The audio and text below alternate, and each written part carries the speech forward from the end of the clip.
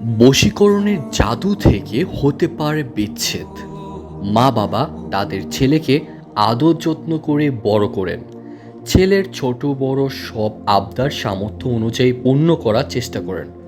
প্রতিটি বাবা মার আশা ছিল সবসময় তাদের বাধ্যগত থাকবে, বড় হয়ে মা বাবার খোঁজ খবর রাখবে, পৃথিবীর সব কিছু থেকে বেশি গুরুত্ব দিবে তাদের।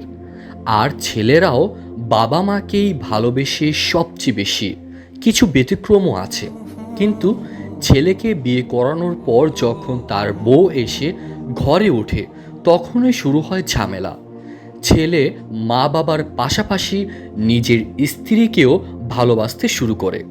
এই ভালোবাসা স্ত্রীর প্রাপ্য অধিকার।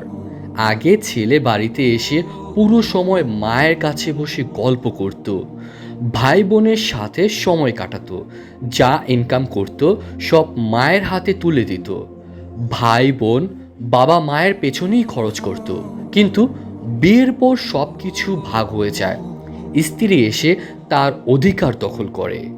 ছেলে বাড়ি এসে কিছু সময় মা বাবা ভাই বোনের সাথে কাটায়, আর কিছু সময় স্ত্রীর সঙ্গে কাটায়। টাকা পয়সাও ভাগ হয়ে যায় স্বাভাবিকভাবেই। এই বিষয়গুলো কিছু মা এবং ভাই বোন মেনে নিতে পারে না। তারা মনে করে আমাদের ছেলে বউয়ের কথায় চলে, আমাদেরকে আগের মতো ভালোবাসে না। কেউ আবার অ্যাডভান্স চিন্তা করে যে ছেলের বউ হয়তো তাবিজ করে আমার ছেলেকে বশ করে রেখেছে। কিন্তু এরা বোঝে না যে একজন হাজবেন্ড তার ওয়াইফকে ভালোবাসবে, এইটাই স্বাভাবিক। এই ভালোবাসার মাঝেই তাদের ছেলের শান্তি মিলে। আগে সংসার ছিল, তাই সব কিছু বাড়িতে দিয়েছে। এখন সংসার হয়েছে, স্বাভাবিকভাবে নিজের সাংসারিক খরচ চালিয়ে অবশিষ্ট আমাদের পেছনে খরচ করবে। শয়তানের ধোকায় পড়ে মা, অনেক সময় ভাই বোনও তখন তান্ত্রিক কবিরাজের দ্বারস্থ হয়। ছেলেকে নিজের বশে আনার জন্য আশ্রয় নেয় জাদুটোনার। কিন্তু আল্লাহর অবাধ্যতায় তো কখনোই কল্যাণ হতে পারে না। ফলে কখনো কখনো ছেলে মা ভক্ত হতে শুরু করে, স্ত্রীর কোনো কথাই সহ্য হয় না।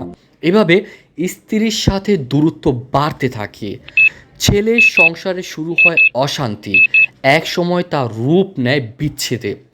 অনেক সময় ছেলে মানসিক বেকারগ্রস্ত হয়ে পড়ে। সুন্দর জীবনটা ওলটপালট হয়ে যায় পরিবারের সদস্যদের লোভ আর সন্দেহের কারণে। আল্লাহ তাআলা আমাদের সবাইকে হেফাজত করুন। আমিন।